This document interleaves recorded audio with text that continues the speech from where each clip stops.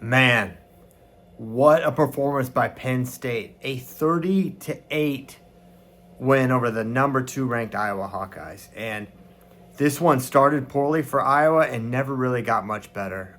Starting at 125, Luke Lillidahl. I thought this was going to be closer. I never thought Joey Cruz was going to win, but a tech fall was not what I anticipated here. And there's been a lot of discussion, about Luke getting to offense, getting to legs, attacking consistently, and that's what we saw against Joey Cruz, who that's a ranked guy. It's another ranked win for Luke Lillidahl. Good bounce back after losing to Dean Peterson for Luke Lillidahl. And 133, not much to say. Drake Ayala definitely did his job, but he tech-falled Kurt McHenry, who's a 25-pounder. No Braden Davis wrestling for Penn State. So, while Drake did his job, there's not much you can really hang your hat on, tech-falling a 25-pounder. Then you go to 41, no rider block. It was Cullen Shriver for the Hawks. Bo Bartlett takes care of business. And then at 149, this is a pretty tough section for the Hawkeyes, these next couple matches. At 149, this was a match where you said, hey, if you're an Iowa Hawkeye fan, there's a shot here. There's a chance. And, early on, it was competitive. Shane got the first takedown. Parko escapes, responded with a takedown of his own. You're like, all right, it's on.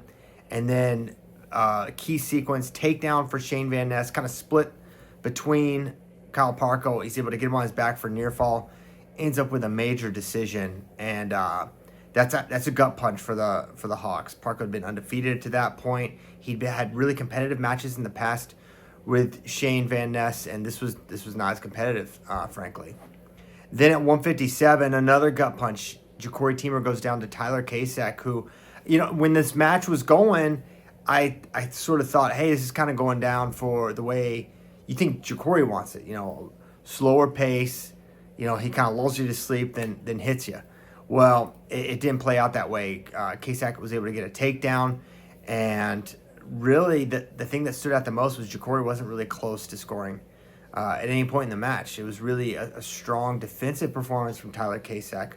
And then, you factor in, Kasek's ability to get to Ja'Cory's legs and score, and it's a really, really impressive showing. And then you've got, at the end, it's a kind of a desperation from Ja'Cory, and Kasek picks him up in the air, and literally as time's expiring, just holding Ja'Cory in the air with one arm and fist pumps with his left hand. It was a statement, right? You just don't see a lot of things like that. And for Kasek, who's face is all bloody, he's got a head wrap, and beating number 1 Ja'Cory Teamer. Now, does he go to number 1? I think he should, personally. I don't think he should go to Meyer Shapiro.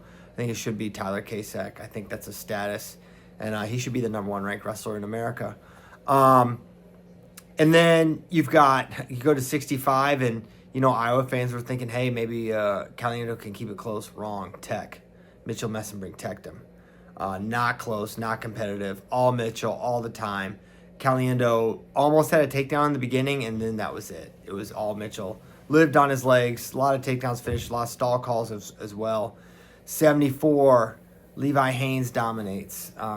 Patrick Kennedy, 10-3, 3 takedowns to none. Kennedy never close to scoring again. A consistent theme here for Iowa, and a consistent theme for Penn State is scoring a lot of points. And then here's, maybe the thing we were most interested in was 184. Is it Gabe? Is it Angelo? Well, they announced it's going to be Angelo right before the dual meet. And so Angelo comes out. He wrestles Carter Starachi. And honestly, maybe the number one storyline out of this is good job, Angelo Ferrari. Because Carter Starachi is a guy with a 100% bonus rate. You're a true freshman. He looks small, frankly, next to Carter. And it was a 2-1 win for Carter with riding time. That's really impressive. Angelo was getting to the legs of Carter. Never close to a takedown. Don't want to mislead you at all. He was not close to scoring. But he really stood out in his ability to get to Carter's legs. That's 18% of the battle with Carter. But then also, the most impressive thing he did, actually, I think, was his ability to defend the leg attacks of Carter Starachi multiple times. Carter wasn't just in. He was in on the single, shelved on the hip, standing single leg. He could not take down Angelo Ferrari. He did not take him down. And to me, that is a real statement for Angelo. And I think it's a statement that that Angelo wrestled tonight. Because I think we've seen in the two biggest dual spots for Iowa this year, Coach Brands has elected to go with Angelo. And I think he's telling us, without telling us, who he thinks the guy at 184 is. And I think he thinks it's Angelo Ferrari. That does not mean necessarily that he'll be their guy this year, because those maybe they still go with Gabe. I'm not making a declaration that Angelo's going to be their guy, but I do feel like Coach Brands clearly has a lean, right? And I don't think it's a mistake that we've seen Angelo in the big spot in Iowa State. Duel on the line, he said, true freshman Angelo Ferrari, let's go. And then here at Penn State, their toughest competition against the best guy anyone's going to wrestle this year, other than Gable Cease and Karstarachi. And, he sends out Angelo Ferrari after the trash talk from Gabe Arnold. I know a lot of people wanted to see Gabe make that walk. I would guess this is not a Gabe Arnold decision. This is a Tom Brands decision. And Tom Brands made the decision to go with Angelo Ferrari. But fascinating, a fascinating roster battle, fascinating decision for Coach Brands, and one I don't have a good read on. I still think Gabe pragmatically makes sense, just given Angelo has a year, and I mean it's very obvious. I thought this before this match, but now it's even more obvious.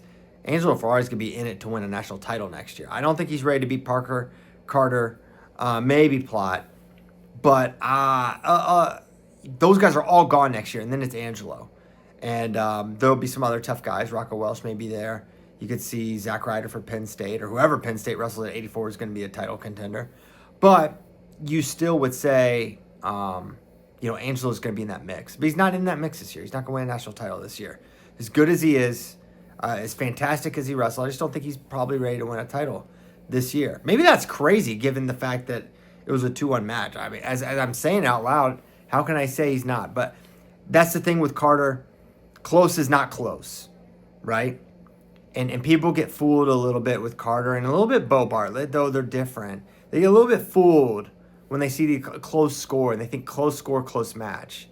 And this is kind of one of those classic close score, not a close match for Carter, because he was in on all the offense.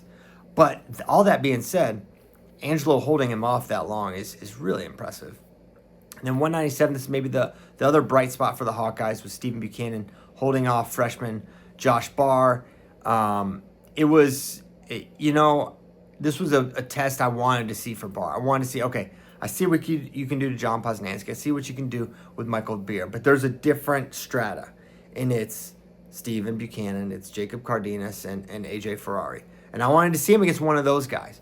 And that's what we saw. And I think there is still just a little bit of a gap there to be made up. Can he make it up between now and NCAAs? I don't know.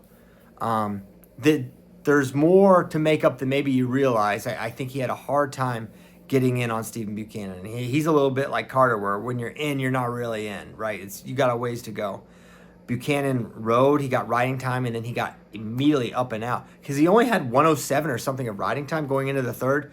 And then you're thinking, all right, Josh is going to race his riding time's going to be 1-1 neutral. And then he gets away in like 3 seconds. And so he's got riding time. He's up 2-1. He ultimately got a takedown and was able to win by decision against Josh Barr. Nothing to hang your head about. If you're Josh Barr, you're in the match. You certainly are going to be in the mix at Big Tens. You're certainly going to be in the mix at NCAAs. He's formidable, and these guys are going to get better. I mean, that's one thing you see with freshmen. It's one thing you see with Penn State wrestlers. They get better as time goes on. And the gap there is not big enough that I think he can't make it up. I think it's maybe a little bit bigger than people realize. And then Greg Kerfleet did what he does. Major decision against Ben Keeter. And, that's it. That's a dominant win. And really, hats off to Penn State. Congrats to them. I mean, amazing atmosphere. They had this crazy, if you haven't got to watch it yet, these crazy boards, display boards for when the guys walked out. It just looked electric in there. They had James Franklin, the Penn State, football coach, was there. Looked packed, looked loud, sounded loud, and was just to see them beat the number 2 team 30-8 is really, really impressive showing. And Yeah, this is the number 2 team in the country. Maybe it's Oklahoma State, maybe it's Iowa, but they won't wrestle Oklahoma State in a duel. They'll only see them at a tournament. I really think that Iowa is the second best team in America. I think they have the most sure things in the country. So while Oklahoma State may win the duel against Iowa, I think they probably are. The Hawks are probably a slightly better tournament team.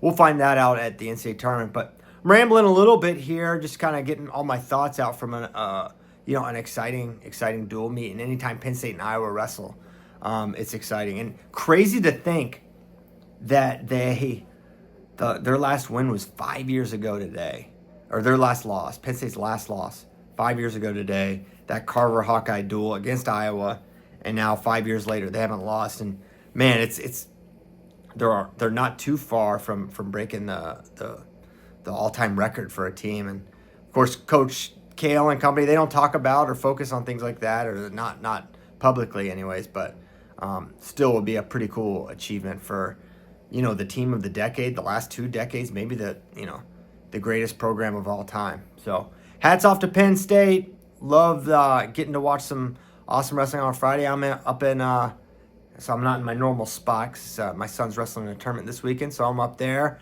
Glad I still got to watch some amazing wrestling. Let me know your thoughts on the duel, Penn State, Iowa. What stood out to you?